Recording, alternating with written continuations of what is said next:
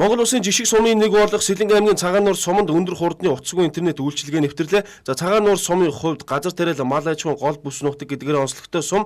За өнгөрсөн жил Монгол Улсын жишг сумын нэг болж сумын төвийн шинжилэл төсөл хэрэгжиж 5 тэрбум төгрөгийн санхүүжилтээр сумын төвийн инженерийн шугам сүлжээний ажил хийгдэж, за дулааны станц, цэвэрлэх байгууламж баригдан, дэд бүтэц болон барилга байгууламж баригдан хөгжих бүхий л нөхцөл бүрдсэн. Тус сум нь 1300 өргөтөө 4700 хүн амтай. За энэ удаад Монголын цахилгаан холбоон компани MTC Wi-Fi үйлчилгээ нэвтэрсэн байна. За Цагаан нуур сумын төвд 5 зэгт Wi-Fi цамхаггүйд байрлаж байгаа ба за сумын төвийн ойр орчимд Wi-Fi дэмждэг төхөөрөмжүүд болох гар утас, таблет, зөөврийн компьютер ашиглан утасгүй интернетэд холбогдох боломжтой болж байгаа юм а. Монголын цахилгаан холбоо компани нь Монгол Улсын 21 аймгийн 180 сумд хэрэглэгчдийн хэрэгцээнд тохирох Micom Wi-Fi интернетийн үйлчилгээг хүргэж эхлээд байгаа. За MTC Wi-Fi нь утасгүй интернетийн үйлчилгээ, интернетийн хязгааргүй хэрэглээ, гэрийнхэн аль ч өрөөнөөс интернет ашиглах боломжтой ба хэрэглэхэд хялбар, төлбөрийн уян хатан байдал зэрэг давуу талуудтай юм байна. За Цагаан нуур сум нь аймгийн хэмжээнд өндөр хурдны утасгүй интернет үйлчилгээ нэвтрүүлсэн анхны сум болж байгаа юм а. За юу яасан юм бэ? Цагаан нуур суманд манайха ер нь бол манай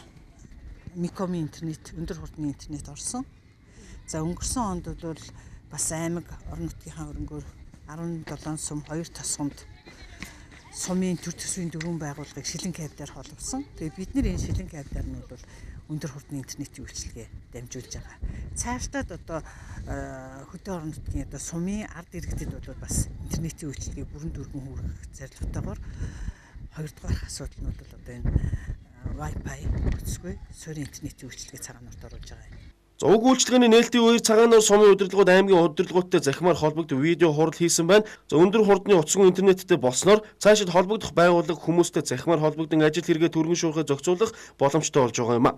Сумын төвд 300 м дотор гар утас таблетаар 500 м дотор зөөврийн компьютероор холбогдох боломжтой болж байна. За 2015 оны орон нутгийн хөгжлийн сангийн хөрөнгө оруулалтаар бараа ажил үйлчилгээ худалдан авах төлөвлөгөөний дагуу сумын төв 2-3 дугаар багт интернет орчин бүрдүүлэх ажлыг Сэлэнг аймгийн холбооны салбар 24.4 сая төгрөгөөр гүйцэтгэж төхөөрөмжүүдээ сүрлүүлэн инхүү ашиглалтанд оруулжээ.